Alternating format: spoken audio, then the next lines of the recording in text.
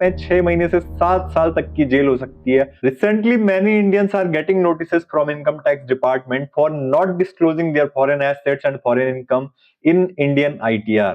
तो किसे फाइल करना होता है इंडियन आईटीआर में, ये हम आइए समझते हैं इस वीडियो के साथ।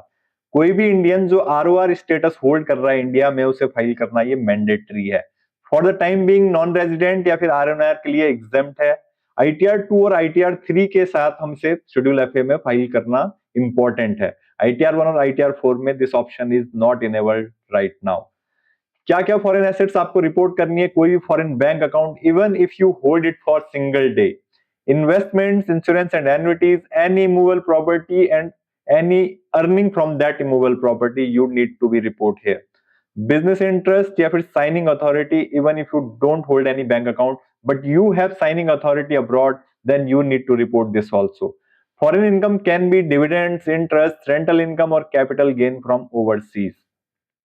अगर आप फाइल नहीं करते तो इसके क्या कॉन्सिक्वेंसेस हो सकते हैं? अप टू 10 लाख रुपीस तक की penalty under undisclosed asset under black money act 2015। Criminal prosecution हो सकते हैं, 6 महीने से 7 साल तक की जेल हो सकती है और हैवी टैक्सेशन आपको बेयर करना पड़ सकता है। इसी के साथ इफ आप फॉरेन में इस पर टैक्स दे देते हैं तो आपको इंडिया में इसका क्रेडिट मिलता है और वो भी नहीं मिलेगा अगर आप शेड्यूल एफए में ये सब रिपोर्ट करना भूल जाते हैं।